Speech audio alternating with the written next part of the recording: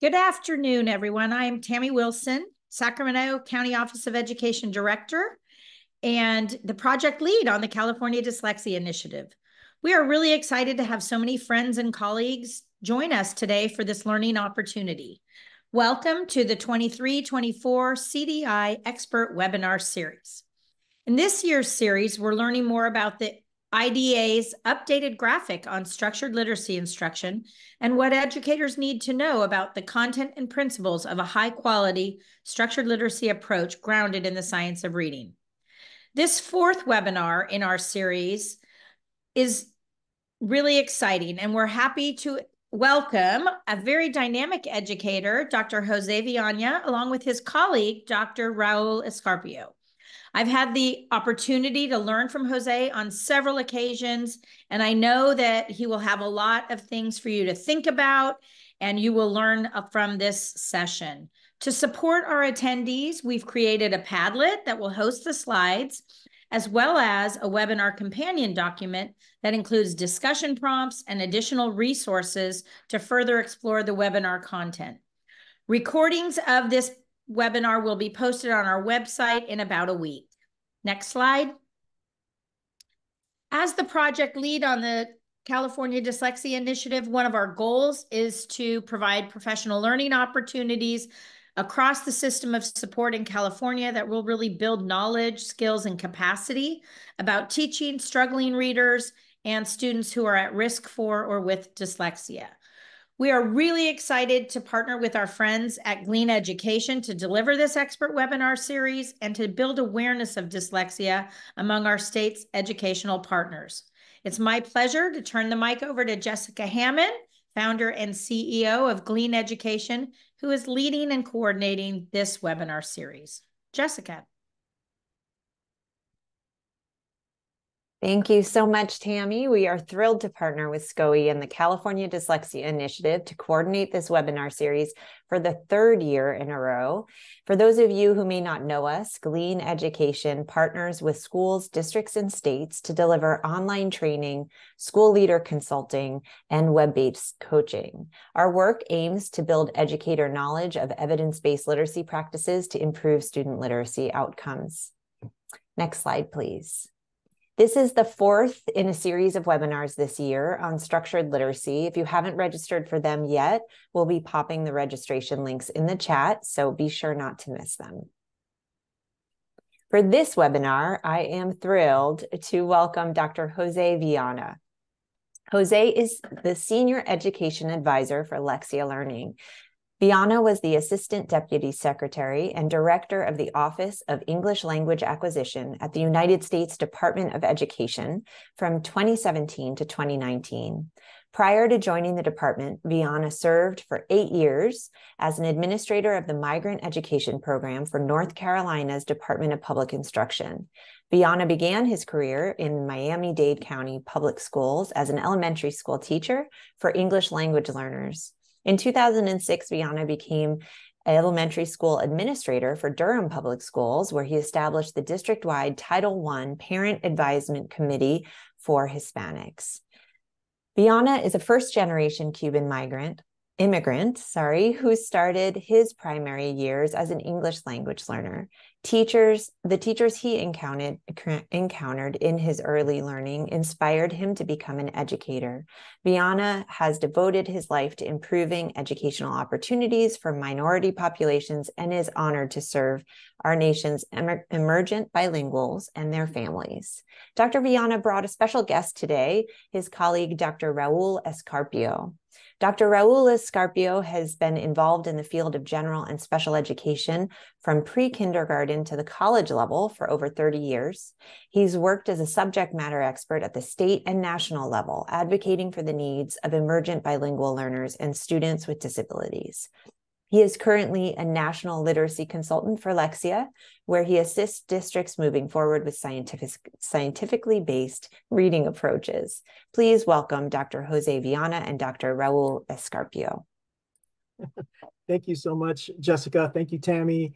I would like to thank the Sacramento County Office of Education, Glean Education, and the California Dyslexia Initiative for inviting me to participate in this discussion today.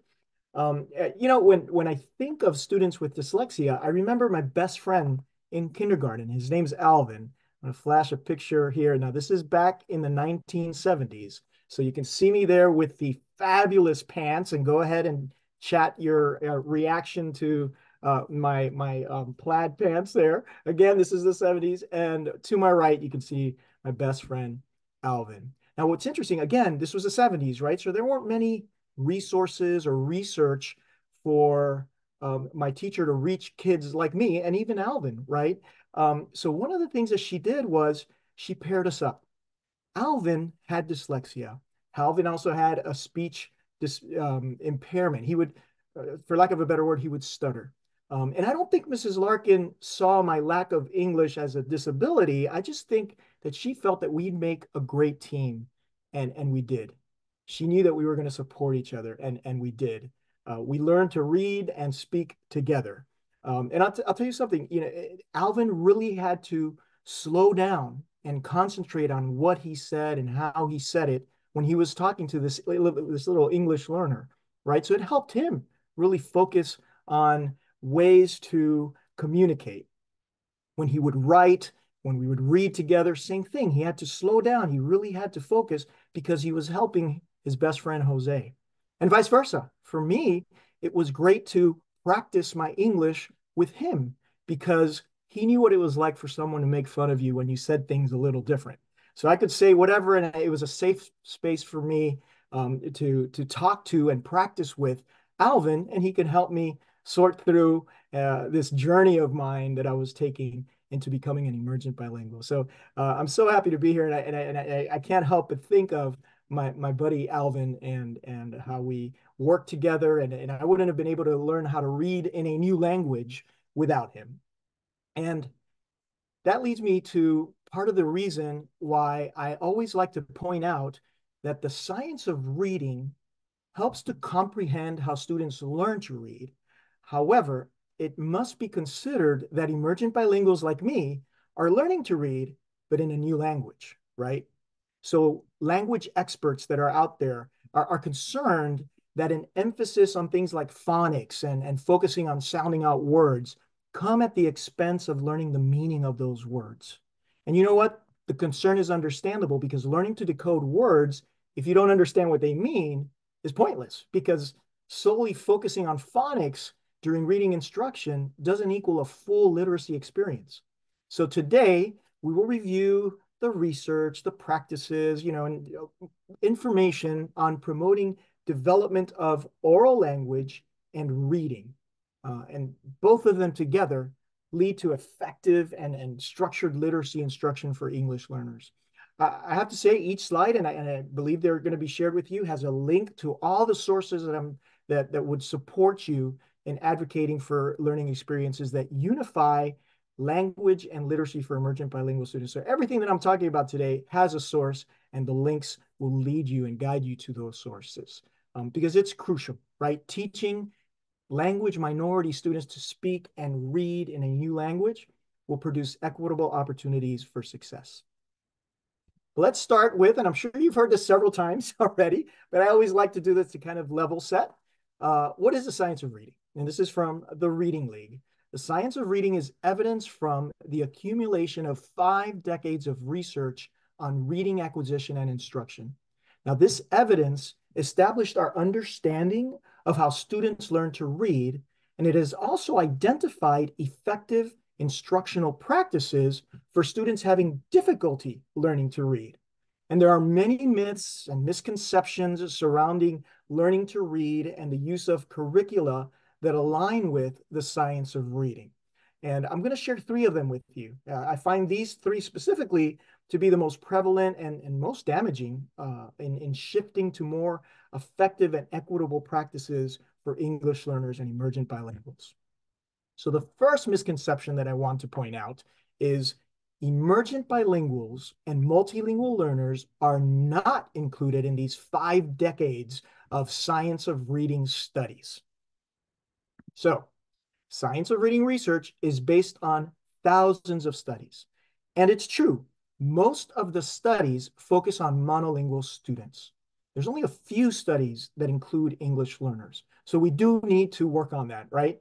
But today I included links to two studies on structured literacy that included English learners. One is by Dr. Linnea Airy. It was in 2007. The title of the study is, I think it's Reading Rescue, an Effective Tutoring Intervention Model for Language Minority Students Who Are Struggling Readers. And these are first graders. It's found in the American Educational Research Journal. So when you get this, you can click on it and read her study. There's another study by Dr. Sharon Vaughn. This was in 2006. It's called Effectiveness of an English Intervention for First Grade English Language Learners at Risk for Reading Problems. And that one's in the Elementary School Journal. What's interesting is each study began with a successful reading implementation and intervention. That was their focus. And then they started to realize, hey, we've got these English learners. We need to modify this intervention a little bit and provide ample oral English instruction to support the English literacy instruction. And I'll give you an example. Dr. Vaughn's team, they incorporated language support activities. For example, introducing content with visuals, gestures, and expressions, right? Key vocabulary words were highlighted and illustrated daily. Students were given discussion opportunities. And those are just a few of the English learner supports, specific supports that they leveraged in her study. Dr. Airy's team also encouraged students to talk about the books, right? And to learn the meanings of the new vocabulary words they'd find in the text. And she took it a step further. Her team would have them write these words in their personal books, and the meanings were reviewed each time the book was read. And students were encouraged to decode unknown words, but relying on their letter sound knowledge and cross-checking with the meanings and pictures that they had created in their books to confirm, right, the identities of these words. So again, we need more studies, but there are studies. And these are two fantastic studies that obtained moderate to strong effects on early literacy development for beginning English readers who were emergent bilinguals. One of the things that the research from these studies tell us is that emergent bilinguals, they benefit from the same core reading instruction that benefits all students. I want you to soak that in, right?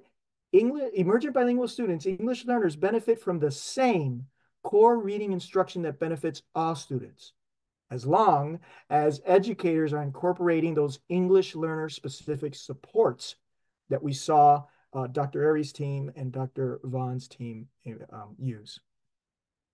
Another misconception is that the science of reading is a one-size-fits-all approach, right? It's like a package that you can get, plug it in, and the kids are ready to go.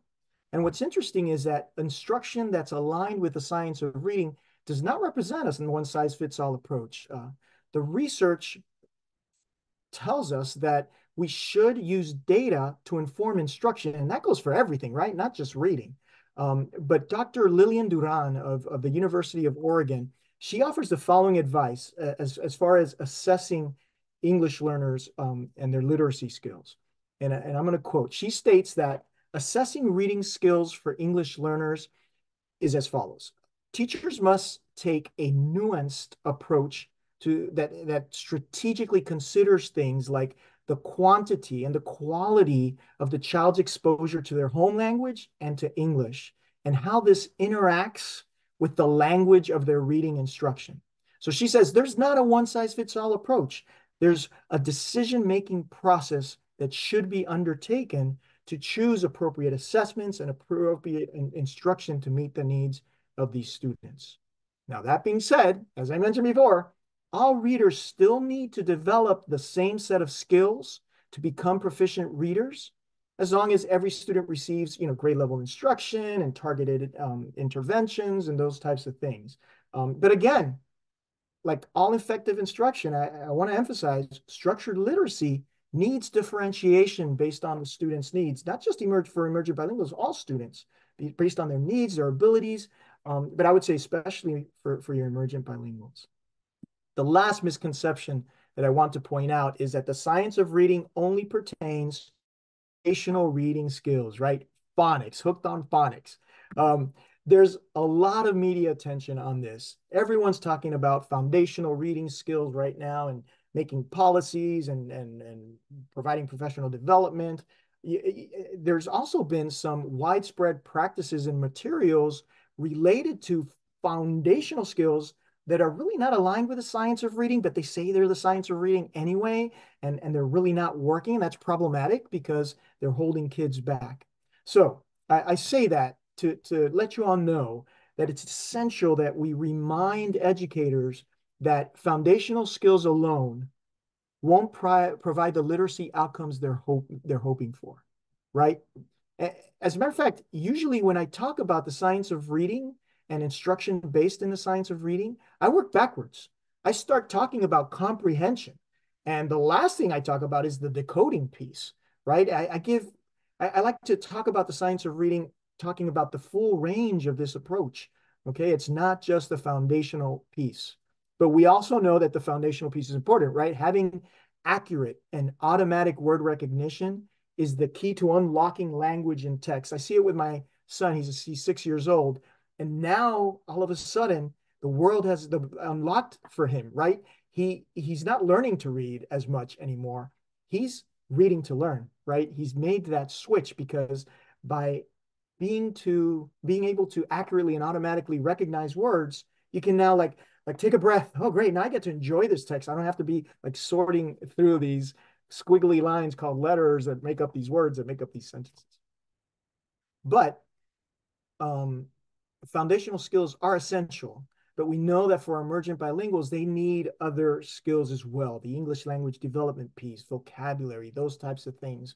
And this statement I love. It says the science of reading tells us both word recognition skills and language comprehension skills are necessary for skilled reading. So you can see this goes beyond the common science of reading as phonics only assignation. All right. As mentioned in the prior slide, both word recognition skills and language comprehension skills are necessary. And as you can see here, it's much more than decoding. Much of the science of reading is built upon a 1986 scientific theory called the simple view of reading. And this theory proposes that reading comprehension is the product, not the sum, the product of decoding or word recognition and linguistic or language comprehension. Okay? Let's keep in mind, anything multiplied by 0 is 0, right? So both of these things are needed. Decoding and linguistic comprehension, they're both needed for true reading comprehension. One way to reach true reading comprehension for emergent bilinguals would be to analyze the famous Scarborough's rope. But I always say analyze it with your linguistic lens on, right? Or your English language development lens on.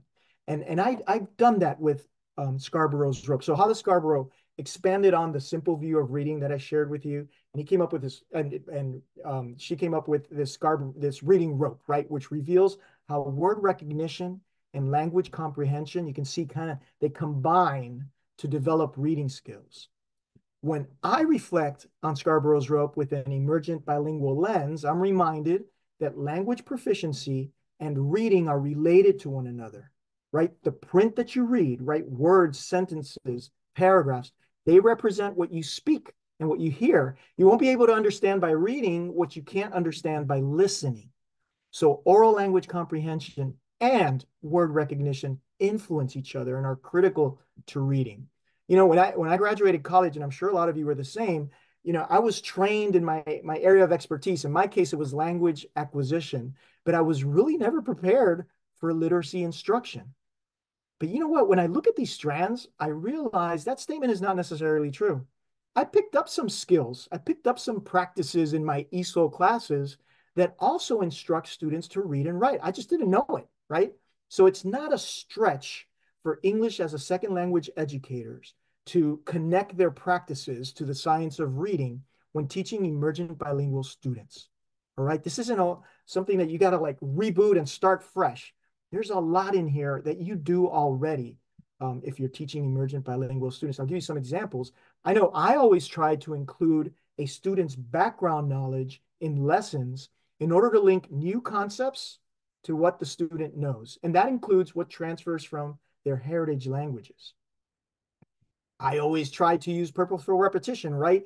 Flashcards, whatever it took, but just repeating those vocabulary words, building their knowledge of word meanings. Phonological awareness was my favorite thing. It was the culmination of everything you would do in my class as an English learner. We would work with the sounds of English. We'd sing songs, we'd read poems, we'd do chants, we'd clap to the syllables, those things. It's all phonological awareness, right? We basically scaffold language into meaningful components. And I know teachers of emergent bilinguals do that now.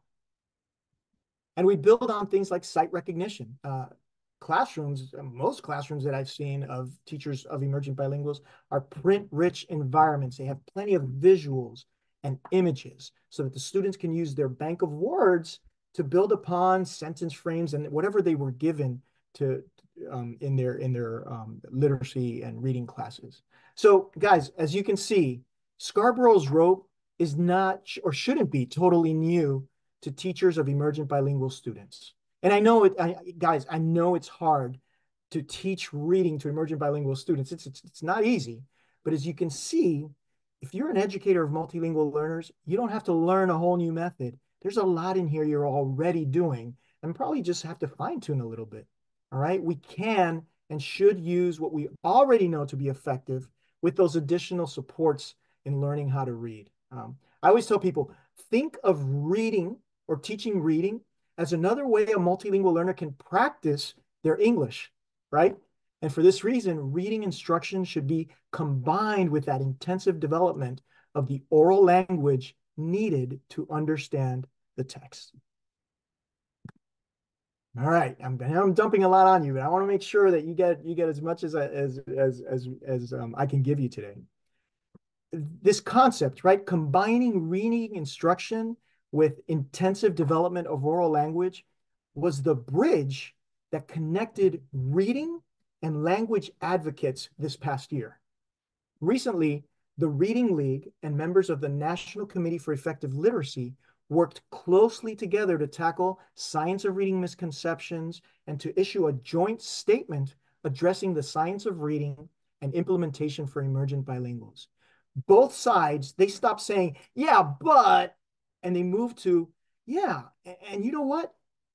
So they switched the thinking. They stopped and started to understand each other. And eventually they got to that place where everybody was collaborating and making change together. I was honored to be one of the authors of the joint statement, and I included a link to an article that you can read, and then it addresses a joint statement, and it also includes the link to the joint statement itself for you to access and read and see those connections. Now, the joint statement, what I love about it is it's not just a statement, it offers recommendations. It actually offers 17 recommendations based on evidence. And I always tell people it's a great foundation to any literacy goals that you're setting up in your schools or in your districts for English learners.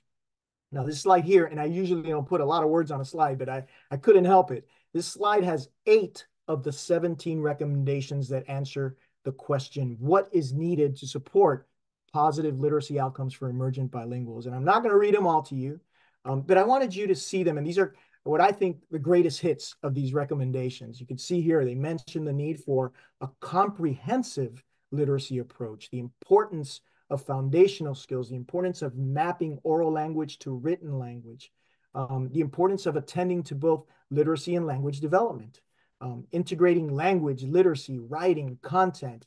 It talks about how home languages are an asset. It talks about how students bring funds of knowledge and culture to the classroom.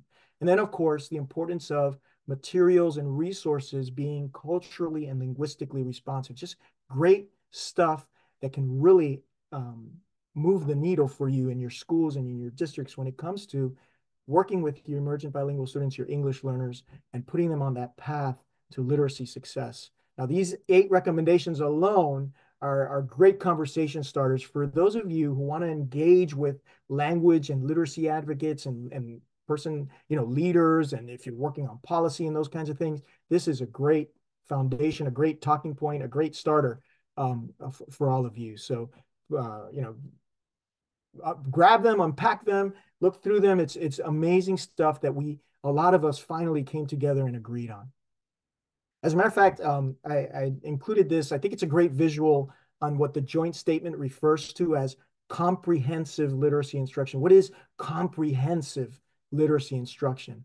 According to research, oral language development, right? So listening and speaking lays the foundation for both reading and writing, right? It's the walls that hold up that roof of reading and writing. And like this graphic here, having that solid foundation in oral language, listening and speaking, is crucial to becoming a successful reader, a successful writer, a successful communicator, right?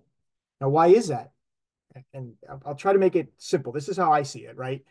Students must be able to understand and use academic spoken language in order to be expected to understand the written language. So in other words, we can't expect students to comprehend what they are reading if they don't comprehend what they are listening to. And we can't expect them to read and comprehend words that they don't use in their spoken language. So I think you could see the foundation here, right? Oral language development influences the word recognition. It's critical to reading comprehension. And I love this quote, and it's anonymous. Everyone always asks me, whose quote is it? We haven't found the source, but it says here, what I think about, I can talk about. And what I can talk about, I can read and write about. And what I learn to read and write about, I can think about and talk about, which is awesome. But remember this, if all you have is a foundation, you haven't got much, right? But without this foundation, you will have trouble, regardless of whether you're an English learner or fully proficient in English. So you need this foundation. It's very important. It's not all you need, but it is an important piece to this literacy puzzle. Now, as you saw on the House of Literacy graphic, language and literacy work hand in hand, right? Speaking practice provides a solid foundation upon which students can advance their literacy skills. But for emerging bilinguals, this doesn't necessarily mean we have to wait to introduce literacy instruction until overall language proficiency is gained. You don't have to wait. It does mean that there should be a heavy emphasis on developing overall language ability and comprehension while also developing literacy. Okay, so I'm going in circles, I know, but I'll make maybe this will clear it up. Although listening and speaking is the foundation to reading success, language acquisition and literacy development are not consecutive processes. The two could be and should be taught concurrently, and that's how you end up with greater success. And our kids can handle it. Many times I hear, "Oh, pobrecito, they don't know English." They can do it. They can do it. Their brains can handle it, right? They can learn to read and have that literacy development and the oral literacy language acquisition development as well. It can be done concurrently. Now, to understand this connection between language acquisition and literacy development, let's talk about the differences between the two. So second language acquisition is the process by which people learn to speak or make meaning of a language based on formal instruction that they receive. Okay? Now, I want you to think about this. Language acquisition is a natural process. We are wired for it right off the gate. Like our brains are wired for it, right? Now, literacy in second language is the process of continuously learning and improving communication skills through listening and speaking, but definitely, especially through reading and writing. But the wiring for reading and writing, it must be constructed in the brain. It's not natural like language acquisition. The wiring has to be created. And I always tell people, think about this, right? Oral language or speech, it evolved with humans over 300,000 years ago, right? Like I mentioned, we were wired for it. As a matter of fact, babies usually use gestures and signals to communicate along with verbalizations. They know intuitively that speech communicates meaning. While written language, it's about 300,000 years old or more than 300,000. I'm sorry, 500. I'm sorry. So the speech is 300,000 years old. while print, the written language, it's much more recent. It's about 5,000 years old. Think about that. 300,000 years old. We were 300,000 years ago, we were speaking. As far as writing and reading, that's only 5,000 years old. And that's part of the reason why the wiring is not there. We need to create the wiring for reading and writing in order for that to be effective. All right. Now, speaking of all of this wiring that I'm talking about, a vast brain circuit is transformed when we learn to read. I love neurologists and you know those that focus in the neurolinguistics and they study the brain, and you see the brain just lighting up when children are reading and learning to read, right? All of the regions shown in red, they increase their activation and specialization during the acquisition of literacy. Now, furthermore, a massive bundle of connections link the visual areas with the regions involved in phonological coding. So as a result, we gain the ability to access the spoken language system, right? Which is the green, through our vision. And that's according to Dr. Dehaney. So learning to read essentially entails going from speech to print. In other words, learning the system in which oral speech is represented by written symbols. Okay? Now, there's a distinction between native English speakers and English learners, right? So learners who know English, they rely on a large network of brain regions as they try to bind the orthography, right, the spelling system, to an already present knowledge of phonology, so sounds that they hear in language, and the semantics, the meaning of these sounds, right? In other words, students learning to read in a language they already know, they already have present knowledge of phonology, like sounds and semantics, meanings. You know, I know what the C sounds like and the A sounds like, you know. I know what, you know, if I'm learning cat, I know what a cat is. I know what it looks like, right? That's already in their repertoire if you are a native English speaker. So all they have to do is learn the orthography, the spelling of it, and then they bind it to the phonology and the semantics, what they already know. But for English learners, right, they have to do that. They have to do the orthography, the spelling, just like everyone else, and the phonology. They have to learn the sounds and the semantics. They have to learn the meanings, to which all of that then gets bound together. Okay, did you hear that? They're working twice, or would that be three times as hard as a native English speaker? And an English learner with learning differences even more so, right? Because in order to bind all this, they have to learn all this. But the interesting thing is, again, if we look at the brain, learning to read in a language you are simultaneously learning is basically the same as learning to read in a language you already know. You're activating the same parts of the brain, right? Because they involve similar networks of this brain activation, and you see it here.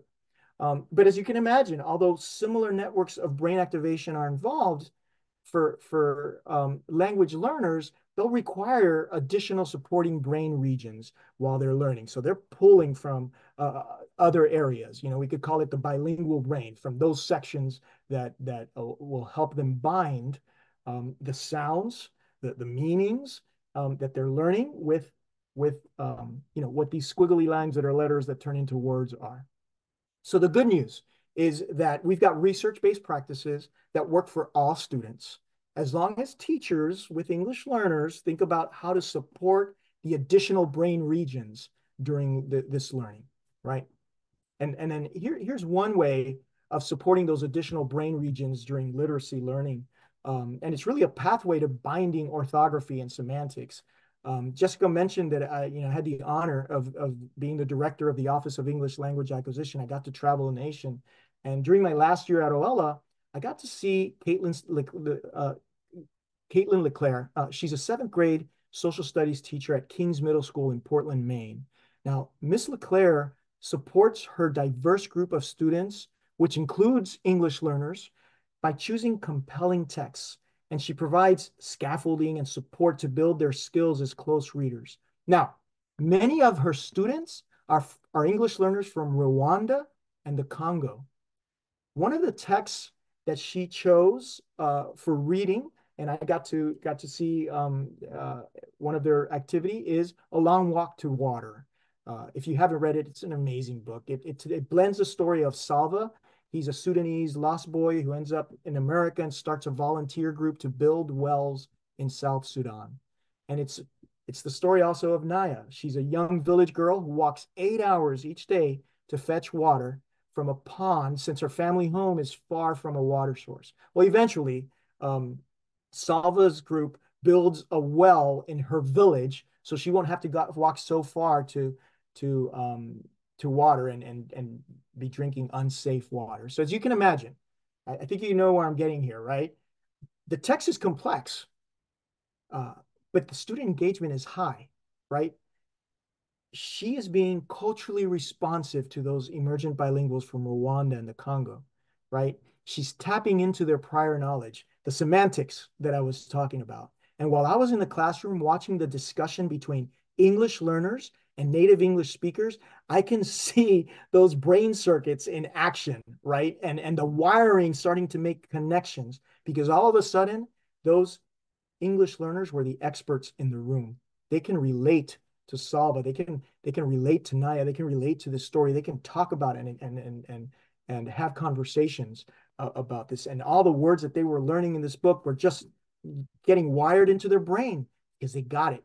You know, she tapped into um, their background, right? It's a great example of combining the oral language practice that I was talking about, the discourse, the talking, and the literacy development using culturally responsive text, something that they can pull from their semantics.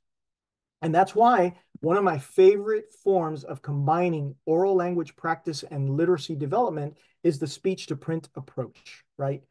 Written words represent speech and language. And this fundamental truth explains why reading and spelling skills depend on language abilities. And why I've been a persistent advocate for teachers' knowledge of effective oral language practice.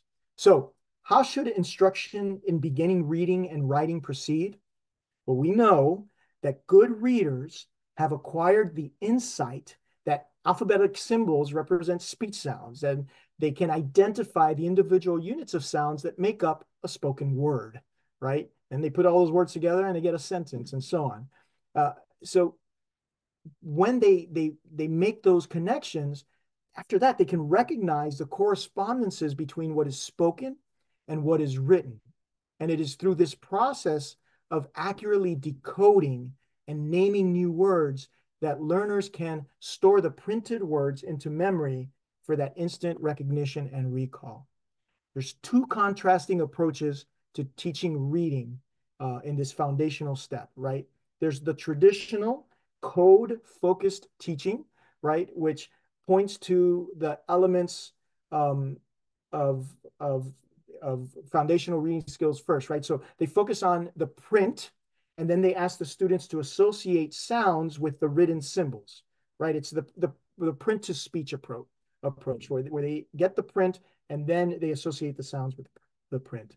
Now, in this case, in the speech to print approach, instruction builds knowledge of the system from the spoken words to the written words, right? The student connect the spoken language to the visual form of the word, okay? Now, I grew up, typical Cuban, with a passion for baseball. As a matter of fact, one of the first words I learned in kindergarten was the word bat, right? My kindergarten teacher, Mrs. Larkin, using a Spanish-English dictionary, there was no Google Translate, you know, in her best way, asked me about, you know, what are some of my favorite things? And I told her hitting a home run. In Spanish, I told her that. Well, we talked about a baseball bat for a while. And actually, together, we noticed that the English word bat sounds like the Spanish word bate, right? She even asked the PE teacher to bring over a bat from his sports equipment for me to hold and talk about, right? And then what did she do? The flashcard, right? The flashcard came out. I was able to connect the spoken word that I just learned, bat, with the visual word, right? Bat. I was able to make those connections. Remember the brain circuit that I showed you? Well, the binding was happening in my brain. The wiring was connecting the regions in my brain circuit. And from that point on, I could read the word back because it was stored in my memory. Research has shown that this approach, right, starting from here to the flashcard on your screen, this approach in reading lessons produces better results and allows for a more logical and complete understanding of how English and the system of English works. I'm doing time check here. So Dr. Claude Goldenberg wrote an article that addresses the connecting the visual form with word form with the spoken language form. And this article has a great title. It's called Phonics Instruction is Not Enough for English Learners or Anyone, but it's foundational for all. And I wanted to highlight some of the main ideas from his writing. As we discussed, learning to read requires integrating written language with oral language, right? And this integration is impossible if you can't recognize or read the words on the page accurately and then verifying the meaning of those words. So word recognition is foundational to reading. Knowing word meanings is important for that confirmation. And among skilled readers, the process works automatically and efficiently, right? Beginning readers, though, and most emergent bilingual students, they need varying degrees of support and scaffolding and direct teaching to acquire these skills. And this larger point applies to readers in general, like I said, but it's not just the emergent bilinguals. Now, Dr. Goldenberg uses a neat metaphor. He talks about two roads that begin separately and converge. One road is a road to code. The other is the road to understanding. And I created this cheesy diagram that I hope helps you visualize this concept, right? So research has shown that the best way to help learners master the road to code is through direct and explicit instruction on how printed letters represent speech sounds and using that understanding like phonics and decoding to read the words and store the words into memory. Now, with this bank of words, students are free to focus on comprehending the text, right? Mastering the code road, though, is no guarantee of full literacy, right? Because learners must also travel along the path to understanding. And that actually commences before the reading road appears. So to proceed successfully on the road to understanding, you need to learn aspects of language that carry meaning. So you need to learn vocabulary. You need background knowledge. You need to build that background knowledge and the knowledge of the world. So explicit teaching contributes to the progress along the path to understanding. But so does direct experiences, like field trips, things like that, interactions with the world, like this, virtual conversations, and interacting with others. So if you think about it, second language acquisition is the process by which people learn to speak and make meaning of language. So as we take them along the code road, we must also make sure they're making progress on the road to understanding so that they can understand the words that they are decoding, right? The path to understanding matters if you get to the ultimate destination of literacy, right? If you can read accurately without understanding, full literacy is going to be impossible, right? So emergent bilinguals need to be helped to understand the words that they are learning to read, but they also need to learn explicitly and directly the foundations of word recognition to actually read those words. And this combination of explicit teaching and direct experiences are at the heart of full literacy. So Dr. Goldenberg makes it clear that the necessity of traveling along those two converging paths is as true for emergent bilinguals as it is for learners who already speak English. So all learners, right? Both roads are essential if these students are to integrate written with oral language and become fully literate. Now that we've discussed the research, the definitions and the myths and the arguments and all of that good stuff, I know you guys are like, yeah, Jose, but I want kind of like can you give me some practical solutions, like some things that I can use and apply in my classrooms, in my schools? How do we blend this instruction for emergent bilinguals? And I've got 7 practices that I always like to point out. Now, first and foremost, and you've heard it a couple of times already, link new concepts to what the emergent bilingual students already know, including their heritage language, which will help promote literacy development. Now, while finding appropriate ways to incorporate the heritage language in the classroom, teachers need to encourage family members to engage in language and literacy activities in their heritage home languages as well. Okay, so they need to be working on their native language at home. It's funny, my 6-year-old was hanging out with my dad, who has a heavy Cuban accent and struggles with his English, and they were talking and communicating. And I asked him, "Hey, what were you talking to Abuelo about?" And he goes, "His pea cup." I was like, "His pea cup? He's got a pea cup? What does he have a prostate problem? I don't understand." So Joey went running to my dad, and he came back with a picture from his phone of my dad's pickup. But my dad pronounced it teacup. And I told my dad, "Hey, great attempt at English, but you know what? Teach Joey the word camioneta. Use these opportunities to grow his bilingualism so he can be bilingual and biliterate." Now, make lessons more visual, create print-rich and language-rich classrooms so that they're surrounded by books and language all day. Diversify speaking practice by putting emergent bilinguals in a variety of discussion groups. Teachers need to scaffold lessons, breaking down the language into manageable components. One way to do it is by focusing on the phrasing and the structure of sentences. And last but not least, find good adaptive blended learning technology, which has been proving to be an effective way to support emergent bilinguals because it combines the speaking practice with the academic learning. So, providing students with ample opportunities for speaking practice with these 7 elements, it can lay a good groundwork, but not just for language acquisition, but for reading success. But I know you're asking, what about English learners with learning differences like dyslexia? Well, we're in luck because, as Jessica said, I phoned a friend and I brought a friend of mine, Dr. Escarpio. Now, Raul helped me during my time as well as director. 12% of all students enrolled in U.S. schools at that time were being served under IDEA Part B. And of those students, over 11% were emergent bilingual. So that's over half a million. To better understand this population, I had Dr. Scarpio come over to discuss how to meet the needs of these learners. And we analyzed lots of data, especially the differences between English learners and non-English learners with disabilities and the percentages of students served, et cetera. And I invited him here today to briefly share with you some of the national data, trends, and practices, and maybe some strategies to help English learners with dyslexia. So, Dr. Scarpio, I'm handing it off to you. Thanks so much, Jose. Hello, everyone. It's a pleasure for me to be with you today. So as you can see with the graphic in front of you, we have 5 million English learners attending public schools in the United States. And they speak about 400 different native languages, although 75% of them speak English at home.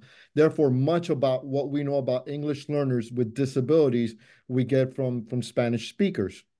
And as you can see there, 11%, or Jose was talking about 11 to 12% from the OSEP data, which is the Office of Special Education Programs back in 2020-21, which is the most recent that we have, or shows that about 11 to 12% of them, of these English learners have disabilities. That accounts for 800,000 students. So the color coded portion of the map shows that over 26% of the English learners in California actually have a disability. Now, I'm not a math guy, but I know if there's 1.13 million students that are English learners in California, that's over 25%. Let's just say 1 out of every 5. Okay, over 200,000 students have a disability who are an English language learner. All right, next slide, please.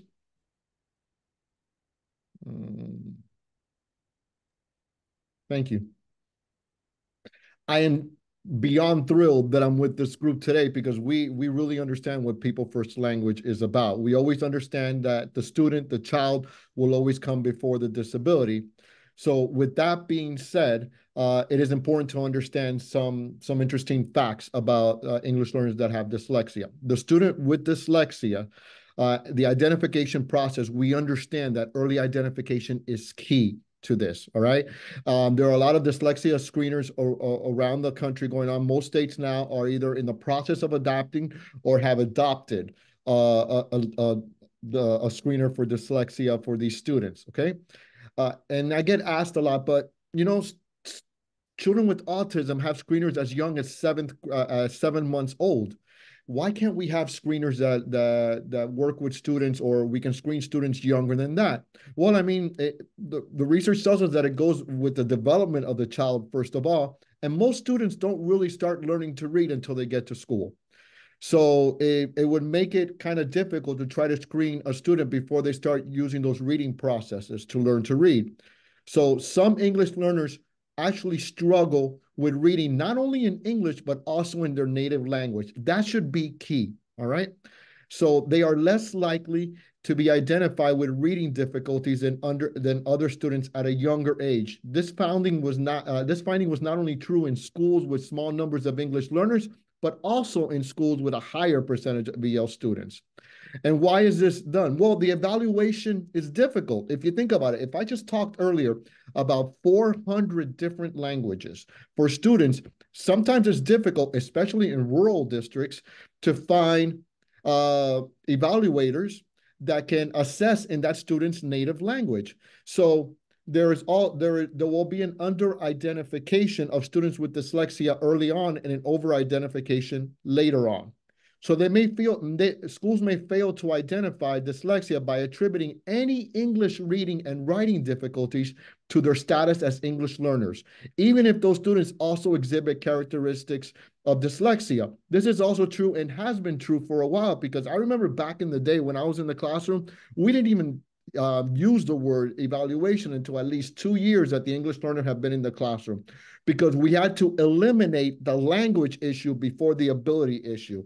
And if I just stated that a child with dyslexia will have difficulty in their home language, then we also should be able to tell that. And that can be done with the correct English language development teachers.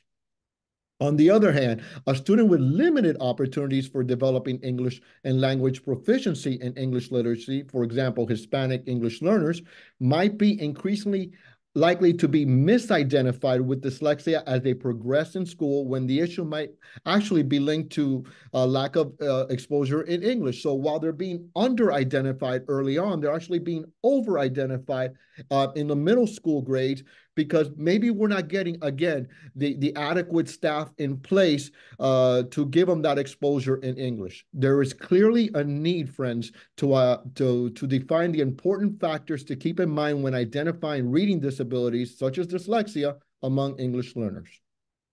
Next slide, please. Thank you. So experts agree, as Jose was telling you, that all students, but especially those with dyslexia, including multilinguals, benefit from a structured literacy approach. And this includes an explicit, systematic, and multisensory instruction. So what should it look like? Well, it should be, first of all, the instruction should look like in accordance with the program model that the student is currently receiving. Is it a dual language program? Is it a pull-out program? Is it a push-in, etc.? The teachers, the interventionists working with these English language learners should have additional training on the specialized needs of English learners in these interventions. And that must also emphasize oral language development that Jose was talking about, that foundation wall. It's like saying that our students with disabilities a general education teacher can meet the needs. Yes, they can meet the needs, but those specialized needs. I always like to joke around and say, you can be cool as a teacher, but you'll never be a special education teacher cool, or in that way, because we know that as people who service students with special needs, we understand that they need um, specialized instruction, specially designed instruction, just like English learners benefit from a teacher who has those strategies in English language development to help them. So what does this look like? This includes the similarities and differences in sounds, syllable structure, morphology, orthography, and syntax between first and second language. Also, systematic instruction of the cross-linguistic correlations is beneficial for English language learners with dyslexia. So introduction of skills should be done in a systematic sequence that moves from simple to complex and cycles back to review the material previously introduced. Instruction can subsequently include sound symbol correlations that partially overlap or present a slight variation from that native language to the second language. So when looking at oral language development that Jose was talking about, we can look at cognates, because the English language is derived from Anglo-Saxon, Latin, Greek, French, and other languages. Understanding the cognates, and Jose was talking about, it's a beautiful example. Baseball, béisbol, leader, líder, that exist in their native languages and English. The similarities of words in their native language and English must be explicitly and systematically taught. Now, Dr. Louisa Moats has a quote that says, children are actively engaged in learning, language, concepts, and other information, often by using their hands, arms, mouths, eyes, and whole bodies while learning. Now, I know talking to a crowd that enjoys learning about dyslexia, we know that we need that I don't need to talk about multisensory and multimodal, but we must emphasize it as well for English learners with dyslexia and all English learners with disabilities. That multimodal, multisensory approach is key.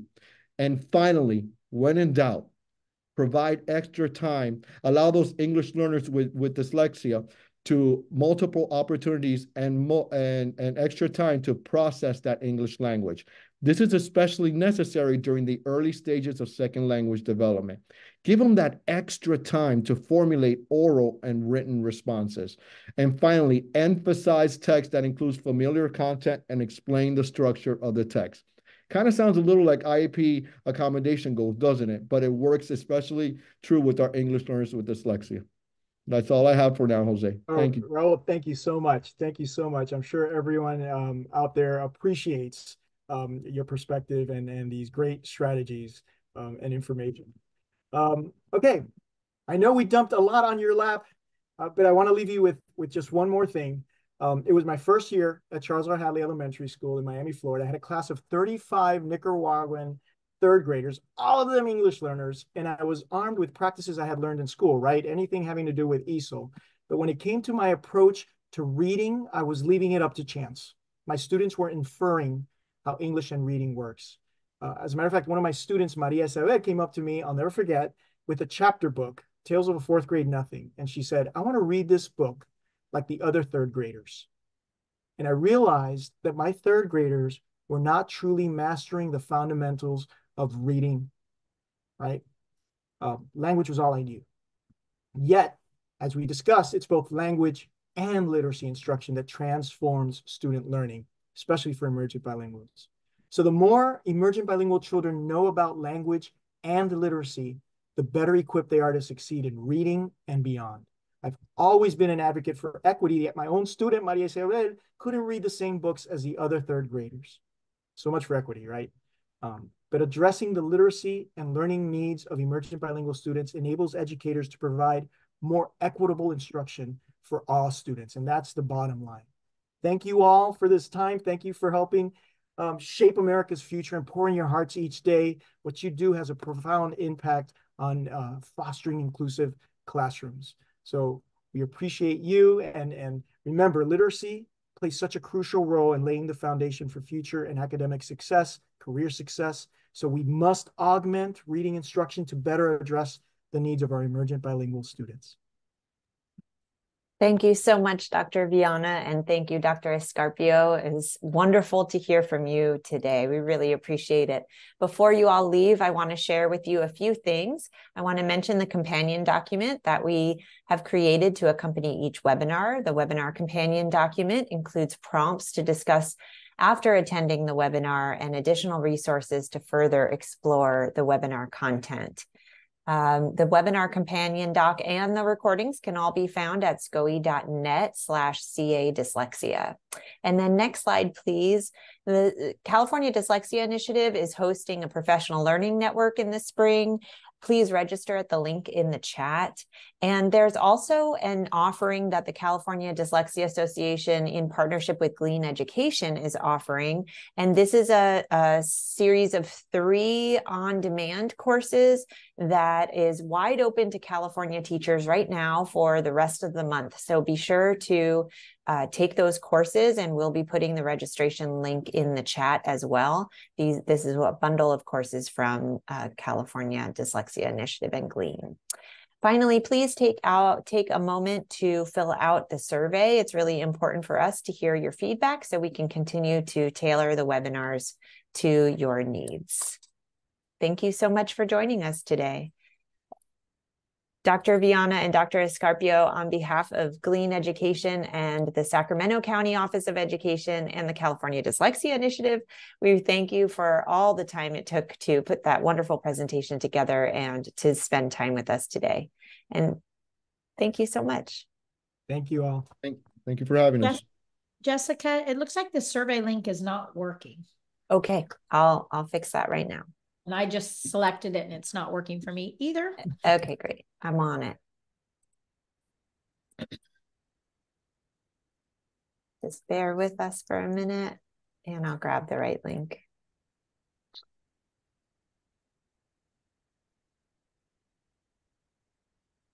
Oh, someone says it worked for. Okay, let's see. Maybe it doesn't like Chrome. I'm on Chrome. Let me, I'm grabbing another one right now. So should be okay in one moment. And I apologize, but thank you for bearing with us. And link is coming in the chat to everyone right now. All right, give that a try.